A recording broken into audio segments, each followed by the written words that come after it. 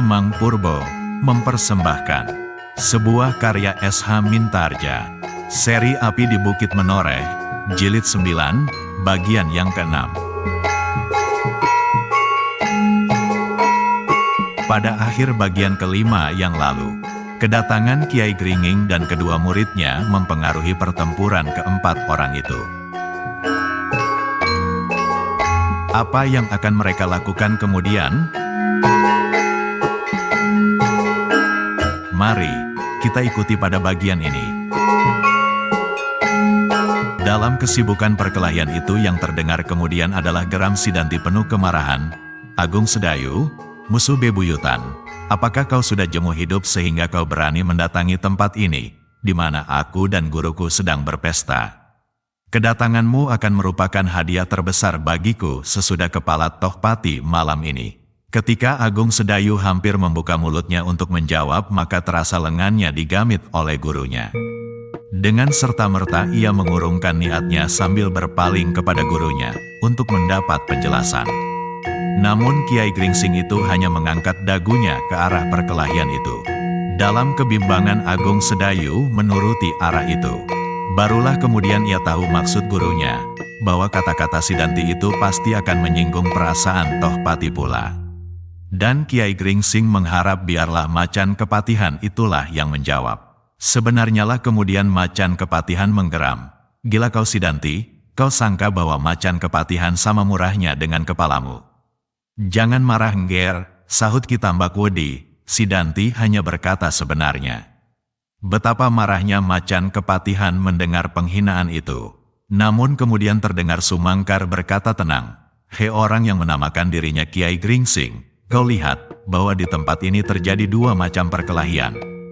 Yang pertama perkelahian jasmaniah. Kami masing-masing telah bertempur dengan sekuat-kuat tenaga kami. Namun belum ada di antara kami yang dapat dikalahkan oleh pihak yang lain. Sedang perkelahian yang kedua adalah perkelahian mulut. Kami masing-masing mencoba saling menyombongkan diri kami. Kami masing-masing berkata bahwa kami akan membunuh lawan-lawan kami. Kalau itu mampu lakukan, maka sudah pasti kami lakukan. Tetapi ternyata seperti yang kau lihat. Kami masih bertempur mati-matian sehingga kami harus tertawa mendengar suara kami sendiri. Karena itu Kiai, kalau Kiai masih ingin menonton, menontonlah dengan tenang. Waktu masih panjang. Kalau ada di antara kami yang akan memusuhi Kiai, maka itu masih harus melalui waktu yang cukup banyak untuk mengalahkan lawan-lawan kami. Ki Tambak Wedi dan Sidanti menggeram mendengar kata-kata itu, bahkan Tohpati sendiri menggertakkan giginya. Namun dengan demikian mereka tidak lagi berteriak-teriak dan saling mengancam. Mereka kini memusatkan tenaga mereka dalam pertempuran yang terjadi. Namun meskipun demikian hati mereka telah digelisahkan oleh kehadiran Kiai Gringsing dengan murid-muridnya. Mereka mempunyai persoalan sendiri-sendiri terhadap mereka. Tohpati menyadari bahwa di antara orang-orang itu terdapat orang-orang sangkal putung. Namun justru karena itu ia mulai menimbang-nimbang. Kalau tidak ada persoalan di antara mereka dengan Sidanti, maka mereka pasti akan membantu Sidanti. Karena itu maka kehadiran mereka benar-benar mempengaruhi perasaannya. Dalam pada itu, Ki Tambak Wedi pun menjadi gelisah. Disadarinya bahwa orang yang menyebut dirinya Kiai Gringsing itu tidak dapat dikalahkan. Ternyata Kiai Gringsing telah mengambil lawan Sidanti menjadi muridnya. Dengan demikian, maka apabila terpaksa mereka harus berhadapan saat itu, maka tidak akan dapat memberinya kesempatan apa-apa. Yang terdengar kemudian adalah suara Kiai Gringsing. Kiai Gringsing senang mendengar kejujuran sikap Sumangkar, sehingga menyahut, kau benar-benar murid kedua perguruan Kedung Jati yang perkasa.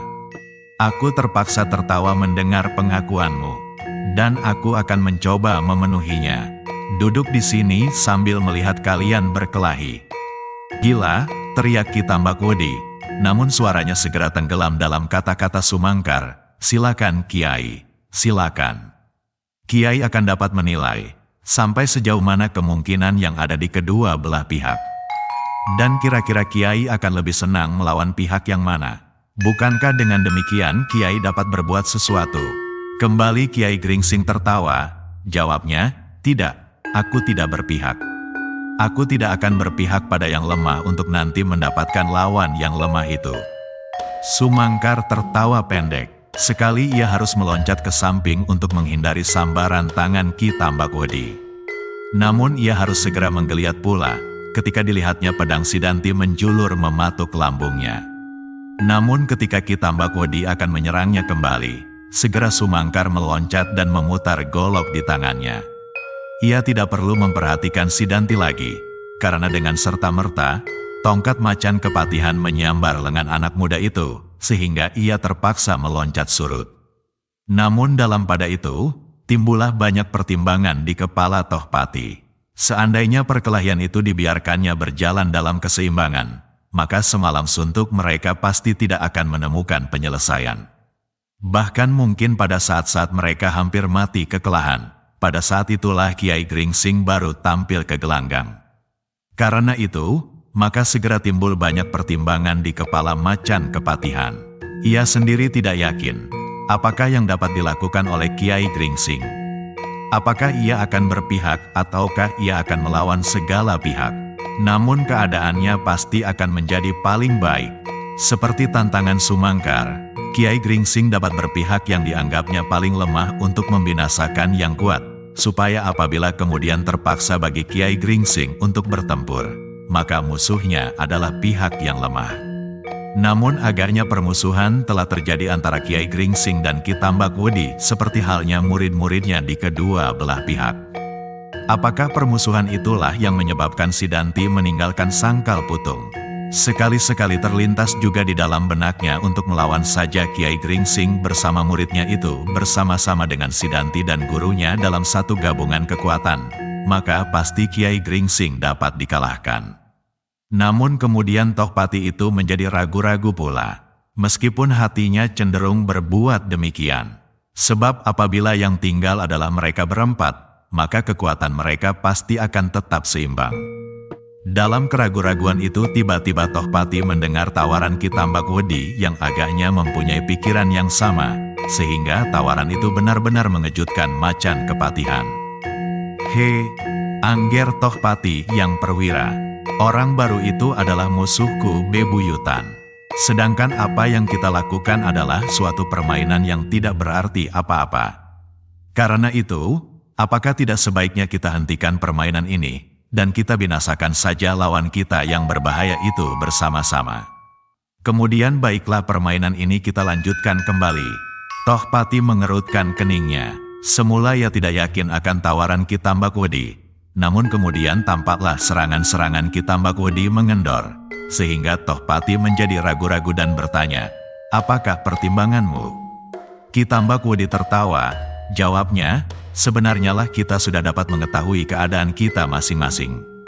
Juga Kiai Gringsing itu pasti tahu, kenapa kita akan menyatukan kekuatan kita. Bukankah dengan demikian kita akan dapat meneruskan permainan ini tanpa terganggu dan tanpa menunggu kemungkinan yang paling buruk? Membiarkan Kiai Gringsing menunggu kita masing-masing mati kelelahan." Sekali lagi Tohpati dilanda oleh keraguan-raguan. Sementara itu, Swandaru dan Agung Sedayu yang mendengar tawaran Ki Tambakwedi itu segera meraba hulu pedang masing-masing. Tanpa berpikir akibat yang akan terjadi, maka tiba-tiba Swandaru tertawa sambil berkata, "Kiai, kita akan mendapat latihan yang baik." Kiai Gringsing mengerutkan keningnya. Ditatapnya wajah Swandaru dan Agung Sedayu berganti-ganti. Tiba-tiba ia menjadi cemas. Mungkin Agung Sedayu dapat mempertahankan dirinya melawan Sidanti atau Tohpati sekalipun dalam taraf kekuatannya kini setelah ia maju dengan pesatnya. Namun Swandaru masih belum dapat disejajarkan dengan salah seorang dari mereka. Apalagi kalau kekuatan mereka digabung, maka Sumangkar dan Ki Tambakwedi akan menjadi lawan yang amat berat meskipun kekuatan mereka telah menunjukkan tanda-tanda menurun karena perjuangan yang berat di antara mereka. Tetapi Swandaru yang sedang berkembang itu tidak dapat menimbang berat ringan orang-orang yang dihadapinya. Ia masih dalam tingkatan ingin mencoba segala kemampuan yang ada di dalam dirinya. Apalagi kini di hadapannya berdiri Sidanti dan Tohpati. Ia ingin menakar diri, apakah kekuatannya sudah seimbang dengan Tohpati atau Sidanti. Dalam kesibukan berpikir itu, Kiai Gringsing mendengar Sumangkar menjawab tawaran Ki Tambakwedi sebelum Tohpati mengambil keputusan. Ki Tambakwedi, di hadapan kami berdiri Ki Tambakwedi dan Sidanti. Kini datang Kiai Gringsing dengan kedua muridnya, anak-anak Sangkal Putung. Adakah itu suatu kebetulan? Apakah Ki Tambakwedi sudah menyediakan perangkap untuk menjebak kami berdua? Ingatan Tohpati benar-benar seperti tersengat lebah mendengar kata-kata itu. Alangkah mengejutkan meskipun seharusnya kemungkinan itu telah dipertimbangkannya. Ya, seandainya mereka telah merencanakan itu, alangkah bodohnya. Kalau ia menerima tawaran Ki Tambakwedi, kemudian Ki Tambakwedi dan Sidanti mengkhianatinya dalam perkelahian itu, maka membunuh Tohpati akan sama mudahnya dengan memijat biji ranti. Karena itu tiba-tiba Tohpati menggeram dengan marahnya. Katanya, ternyata kalian adalah orang-orang yang sangat licik. Kalian berpura-pura saling bertentangan antara kedua pihak guru dan murid sekali. Tetapi ternyata kalian telah menjebak kami. Tetapi jangan kalian sangka Tohpati akan menyerah. Tohpati hanya menyerah apabila Tohpati telah menjadi mayat. Ki Tambakwedi mengumpat di dalam hatinya. Sumangkar benar-benar gila. Beberapa kali ia merusak usahanya. Kini orang itu telah menempatkannya pada kesulitan pula. Karena itu ia berteriak, Sumangkar, kau adalah biang keladi dari kehancuran Macan Kepatihan. Kini kau menolak tawaranku. Baiklah, marilah kita teruskan perkelahian ini. Siapa yang menang, biarlah ia menjadi korban berikutnya dari kebodohanmu. Dan kita berempat akan mati di lapangan rumput ini. Apa katamu? Lebih baik demikian Ki Tambakwedi, sahut Sumangkar. Lebih baik kita mati berempat di sini daripada hanya kami saja berdua. Setuju. Sekali lagi Ki Tambakwedi menggeram.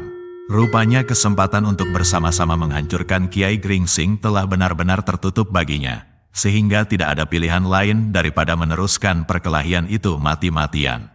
Tetapi sejak saat itu Tohpati selalu dihantui oleh kemungkinan yang sangat pahit. Terjebak oleh perangkap Ki Tambakwedi dan Kiai Gringsing bersama-sama. Karena itu maka otaknya bekerja dengan sibuknya. Di samping tenaganya yang berjuang melawan lawan-lawannya, ia harus menemukan jalan untuk melepaskan diri seandainya Kiai Gringsing dan kedua anak muda Sangkal Putung itu mulai menyerangnya pula dengan cara apapun. Karena itulah maka Tohpati harus menemukan suatu cara untuk mengusir mereka dari padang rumput ini. Bukan karena ia takut untuk bertempur sampai mati, tetapi ia tidak mau mati meringkuk dalam perangkap lawannya. Tiba-tiba dalam kesibukan pertempuran itu Tohpati memasukkan jari-jari tangan kirinya ke dalam mulutnya, dan sesaat kemudian terdengarlah ia bersuit nyaring membelah sepi malam. Sekali suaranya seolah-olah meluncur memenuhi padang rumput, bahkan terpantul oleh bukit di kejauhan melengking berkali-kali. Ki Tambakwedi terkejut mendengar suara itu. Bahkan semua orang yang mendengarnya, termasuk Sumangkar. Namun sebelum mereka menyadari keadaan mereka, terdengar kembali suitan Tohpati untuk kedua kalinya dan sesaat kemudian untuk ketiga kalinya. Gila, teriak Sidanti, apakah yang kau lakukan pengecut? Mari Ki Tambakwedi dan Kiai Gringsing, majulah bersama-sama. Cobalah tangkap Tohpati dan Sumangkar malam ini. Kau panggil anak buahmu, bertanya Sidanti. Itu adalah hakku. Pengecut, kau tidak berani berkelahi sebagai seorang laki-laki. Aku adalah pemimpin pasukan Jipang. Aku tidak mau masuk ke dalam perangkap kalian. Apakah aku harus membiarkan kalian berbuat licik, berusaha memasukkan kami berdua ke dalam perangkap? Sedang aku, Macan Kepatihan sebagai pemimpin pasukan tidak boleh memanggil pasukannya. Gila, desis Ki Tambakwedi. Namun sebelum mereka sempat berkata lagi, kembali terdengar Tohpati bersuit. Kali ini berkepanjangan. Apa artinya? Gumam Ki Tambakwedi. Macan Kepatihan tertawa. Katanya, orang-orangku harus menangkap kalian hidup-hidup. Kau benar-benar licik seperti setan, geram Ki Tambakwedi. Tohpati tidak menjawab, namun tongkatnya berputar semakin cepat menyambar lawan-lawannya. Dalam pada itu timbullah pikiran baru di dalam benak Ki Tambakwedi. Kalau pasukan Tohpati segera datang dan membantu, maka keseimbangan akan segera berubah. Betapapun lemahnya orang seorang dalam pasukan Tohpati, namun mereka pasti akan mampu menambah kekuatan kedua orang yang tak dapat mereka kalahkan bersama dengan Sidanti. Karena itu, maka tiba-tiba Kitambak Wedi itu menggeram. Bagus Tohpati, karena kau tidak menepati kejantananmu, maka biarlah aku melepaskan kesempatan kali ini memenggal lehermu, memenggal leher adik gurumu. Tetapi ingatlah, aku pasti akan datang untuk kedua kalinya. Pengecut, terdengar suara Tohpati. Kau akan lari, bukan aku yang licik. Tidak ada kesempatan. Perintahku, mengepung tempat ini dan merapat dari jarak yang agak jauh, supaya setiap usaha untuk lari dapat digagalkan. Persetan, laskarmu akan aku tumpas kalau berani menghalangi aku. Macan kepatihan itu tertawa berkepanjangan. Katanya, jangan mengigau, umurmu tidak akan lebih dari umur bintang pagi yang baru terbit itu. Kitambak Wedi menggeram sekali lagi. Tiba-tiba ia berkata kepada muridnya, musuh kita kali ini licik seperti demit. Tak ada gunanya kita menjual kejantanan diri, menghadapi setan-setan pengecut itu. Marilah kita tinggalkan padang rumput ini, kita mencari kesempatan di lain kali. Tunggulah sebentar, cegah Sumangkar. Aku belum selesai. Persetan, sahut Kitambak Wedi yang menyangka bahwa Sumangkar ingin memperlambatnya, sehingga Laskar Jipang cukup waktu untuk mengepung mereka. Sesaat kemudian Kitambak Wedi dan Sidanti itu berloncatan menarik diri masing-masing. Kemudian segera mereka berlari meninggalkan gelanggang sebelum mereka terjebak dalam kepungan Laskar Macan Kepatihan. Kegelisahan itu sebenarnya tidak saja melanda Kitambak Wedi dan Sidanti. Kiai Gringsing pun ternyata terpaksa berpikir menghadapi keadaan itu. Seandainya Laskar Jipang yang sarangnya mungkin tidak jauh dari tempat ini benar-benar datang, maka mereka benar-benar berada dalam kesulitan. Sebab Kiai Gringsing seperti juga Kitambak Wedi menyadari bahwa di dalam Laskar Tohpati itu ada orang-orang seperti Sanakeling, Alap-Alap Jalatunda, dan orang-orang lain yang tidak jauh tingkatnya dari mereka itu. Di samping Sumangkar dan Tohpati, maka mereka pasti akan menjadi orang-orang yang sangat berbahaya. Sekali dua kali Kiai Gringsing menimbang-nimbang. Diamat-amatinya muridnya, ia menjadi cemas apabila ia menatap Suandaru yang gemuk itu. Anak itu kurang perhitungan, ia merasa tenaganya terlampau kuat, sehingga ia tidak pernah mempertimbangkan kekuatan lawan-lawannya. Karena itu maka ketika dilihatnya Kitambak Wedi melarikan dirinya, tiba-tiba Kiai Gringsing berteriak, Angger Macan Kepatihan dan Sumangkar yang perkasa. Aku kali ini lebih berkepentingan dengan Kitambak Wedi dan Sidanti. Karena itu biarlah aku mengejar mereka. Mudah-mudahan lain kali aku dan murid-muridku dapat menjumpai kalian berdua dalam kesempatan seperti ini. Kau juga mau lari? Teriak Macan Kepatihan. Kiai Gringsing tertawa, tetapi ia sudah meloncat sambil berkata kepada murid-muridnya, jangan lepaskan Sidanti. Suandaru dan Agung Sedayu tidak sempat bertanya lebih banyak. Segera mereka pun berloncatan mengikuti Kitanu Metir mengejar Kitambak Wedi dan Sidanti. Tohpati dan Sumangkar melihat mereka berlari-larian meninggalkan lapangan rumput sambil tertawa. Geramnya, aku sudah hampir kehabisan akal.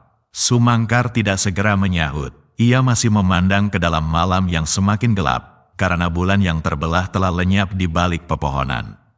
Baru setelah mereka lenyap dari pandangan mata Sumangkar, maka berkatalah orang tua itu kepada Tohpati, semula aku tidak tahu, apakah maksud Angger sebenarnya.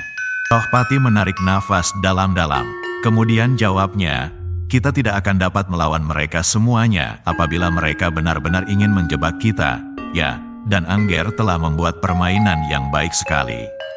Ternyata mereka semuanya pergi meninggalkan kita. Mereka menyangka bahwa Angger benar-benar memanggil anak buah Angger. Tohpati mengangguk-anggukkan kepalanya. Namun kemudian ia berkata bersungguh-sungguh, tetapi ada sesuatu yang tidak wajar paman. Aku sangka, Kitambak Wedi dan Kiai Gringsing benar-benar tidak akan bekerja bersama-sama, meskipun kita harus berhati-hati terhadap dugaan itu. Sumangkar mengangguk-anggukkan kepalanya. Kemudian jawabnya, aku juga menyangka demikian. Bahkan aku menyangka di antara mereka benar-benar ada persoalan yang telah membawa mereka dalam suatu keadaan permusuhan. Nah, bukankah kalau demikian kita akan dapat mempergunakan salah satu pihak untuk keuntungan kita? Si Danti misalnya, belum pasti belum pasti kalau si Danti dan Kitambakwedi akan dapat memberi keuntungan kepada Angger. Kalau sekali ia telah meninggalkan kesetiaannya kepada kesatuannya dan berpihak kepada lawannya, maka orang yang demikian adalah orang yang benar-benar tidak dapat dipercaya. Mungkin ia akan memperalat kita untuk kepentingannya, kemudian menghancurkan kita sendiri. Gurunya, Kitambakwedi, bukankah contoh yang sangat baik bagi sifat si Danti itu? Aku akan dapat mempergunakannya di mana perlu paman, jangan sebaliknya. Sumangkar mengerutkan keningnya, kembali dadanya dirayapi oleh kecemasan. Mungkin Tohpati akan dapat mempergunakan si Danti tanpa mencelakakan dirinya. Mungkin kemudian si Danti akan dapat dibinasakan oleh Tohpati apabila ada tanda-tanda ia akan mengkhianatinya. Namun dengan demikian, maka keadaan akan menjadi semakin parah. Peperangan akan menjadi semakin berlarut-larut. Karena itu, maka diberanikan dirinya berkata, "Raden, apakah Raden dapat bekerja sama dengan anak muda itu?" Setiap kali Angger malahan akan kehilangan kesempatan untuk berbuat sesuatu. Angger setiap kali hanya akan mengawasinya saja. Pekerjaan itu pasti akan menjemukan sekali. Dan bukankah dengan demikian Angger akan memperluas kesulitan rakyat Jipang dan Pajang sendiri? Tohpati menundukkan wajahnya. Tiba-tiba hatinya bergetar cepat sekali. Teringatlah ia kini, akan apa yang mengganggunya akhir-akhir ini. Kesadaran diri atas segala yang telah berlaku dan akan dilakukan benar-benar mengganggunya siang dan malam. Perang, kebencian, kekerasan dan permusuhan merajalela.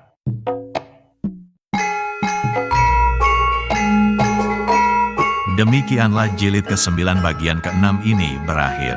Selanjutnya silahkan ikuti pada bagian ke-7 yang akan datang. Jika Anda berkenan, silahkan like, share, dan bagi yang belum, jangan lupa subscribe channel Ki Demang Purbo @Cerita Mataram. Nuwun.